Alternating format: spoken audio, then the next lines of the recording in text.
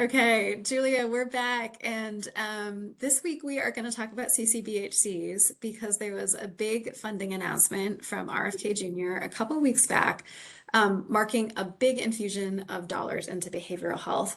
And that was about $700 million, of which about $221 million was sort of earmarked for CCBHCs, which is a big topic in Medicaid, though not specific exactly Medicaid. So we were like, what a great topic to dig into today. And tell me a little bit about your background working with CCBHCs. So Certified Community Behavioral Health Centers, or CCBHCs, they were originally authorized in 2014, and they started off as a Medicaid demonstration program. I had the opportunity to be a project director on this like very, very small project that was trying to understand if we could calculate quality measures for CCBHC these were expansion grants, so not the original ones that were authorized in 2014, but a new set of grantees that were receiving dollars directly from SAMHSA, and to see if we could use the TAF, the Medicaid data, to calculate those quality measures. So they have a special place in my heart. It was my first time being a project director, and it is a space that is incredibly interesting and complicated, Yeah. and a good topic for data nerds. Yeah, so we're taking a little bit of a Julia Baller history tour, but tied to the current news. I was like to dive into this. Yeah.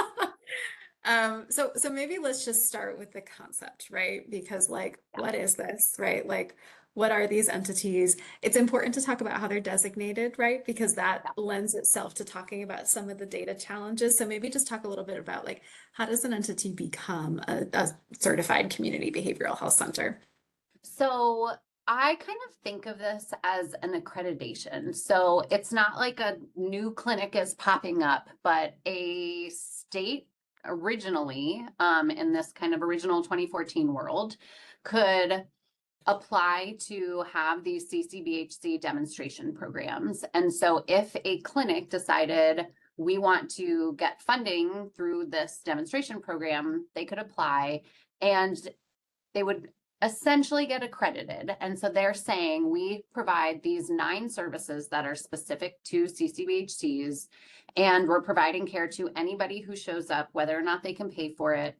And we will accept a new type of payment for these services. There are kind of 2 original options. The first one allowed a daily prospective payment. So if I, as a patient, went in, the CCBHC would get a payment for me for that day. It doesn't matter what services I received. It was just, okay, they saw me on July 7th. Here is that payment for me.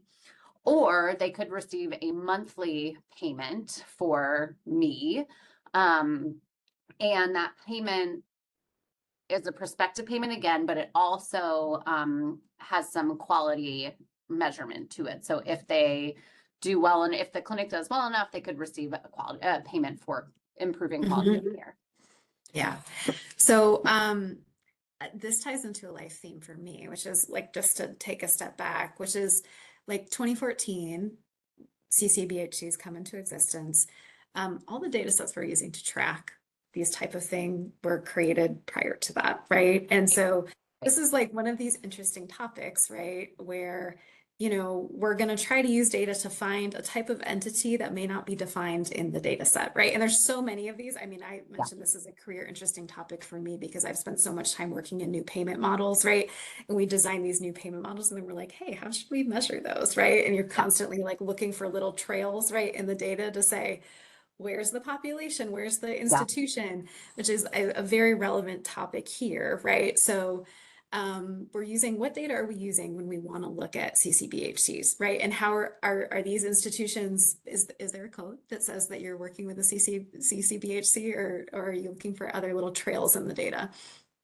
So the original way to become a CCBHC, again, this is a Medicaid demonstration program at the beginning. And so we would use Medicaid claims data to try and identify these programs and evaluate whether or not they're improving quality of care, costs. The challenge here is how do you actually identify those specific clinics? And that is really hard for a number of reasons. The first one is that these are clinics, like I mentioned, they're not new. These are clinics that already have a provider identifier. They're billing under that provider identifier. And then they are now participating in this demonstration program. So you often have to work directly with the state to say, who are the clinics that are participating? Can you give us a list? Sometimes they have a list that's readily available. Sometimes they don't.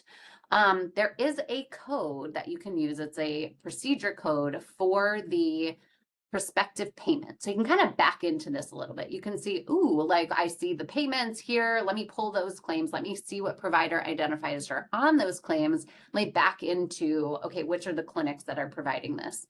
Another challenge here is that it varies pretty considerably what is in that provider identifier. So in some instances, you may see that that specific clinic has its own identifier. So you can pick out that clinic and say, hey, this is a CCBHC. In other instances, it's an organization. So you may see that one organization has 45 clinics in the state.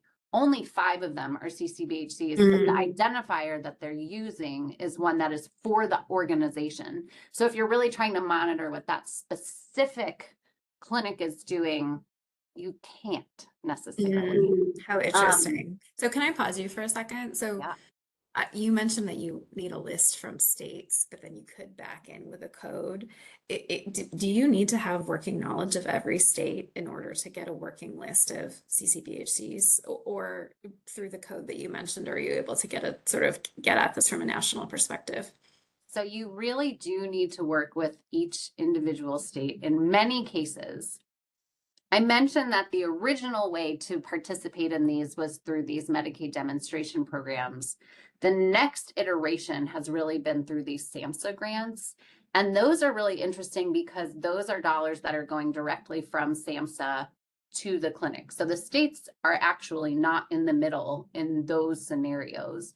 And so for the project that I was the director of, we were trying to identify those specific clinics. And so we would call up the state, that's what we had always done, and say, hey, who are the clinics? Do you have their identifiers? And they were like, we have no idea. We are not a part of this. And so it became very clear very quickly. We had to work with SAMHSA to get those. So this is a very much a patchwork of different clinics that are receiving funding from different spaces. And so being able to identify which are the ones that are participating as a CCBHC versus an expansion CCBHCE is very complicated. And then being able to monitor, okay, they implemented this in this year. There are some additional ones in this year. So it is very challenging. And that's just trying to identify the Medicaid population. These are programs that are supporting anybody who comes in that need mental health care, behavioral health care. And to really tell the full picture of what's going on, you need many different data sources. And the goal is to impact costs, it's to impact value, to improve health. And so to really get at all of those different things, you can't just use the Medicaid data. You really need a much broader array of data sources to get at the question of, do these demonstrations, do these programs work? Should we continue them in perpetuity? Yeah. Thank you for digging into that. And maybe just to like zoom out and recap, right? Because this is, I mean, this is a beautiful thing, right? We're flowing money into community-based organizations, right, that are on the front lines to support folks that need behavioral health services. And I think what we're pointing out, and there's so many examples of this in healthcare data, right? Where like then figuring out how to measure and monitor that is very hard, right? And we've just been tapping into that here, right? And we're pointing out that even if you're just looking at dollars flowing to support the Medicaid population, you're still looking on a state-by-state basis. And then we're layering on the fact that there's grants coming from SAMHSA, CCBHCs are supporting other populations. The picture becomes rapidly very complex, right? And it's not a small amount of money, right? Like just this round of grants is $221 million, right? Flowing in, right? And that's, you know, a small amount of money flowing into what is already, I don't know the total amount of dollars that are flowing in right now, but we have a lot of dollars. This is like sort of been called like the cornerstone of HHS's behavioral health strategy in some ways. That's right. So So it's an important question, right? Like how do you monitor, right? And it's possible, right? Like we've been talking about, Mathematica has done a lot of work in this space. Others have done a lot of work in this space, and yet it's not without its challenges.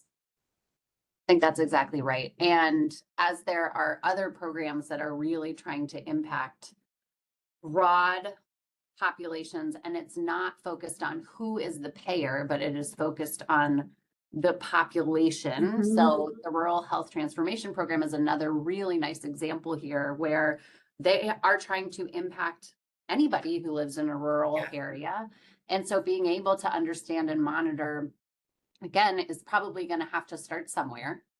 And that will probably be claims data. That's what is available. They are very rich. They are, not perfect, but they're more timely than they have been in the past.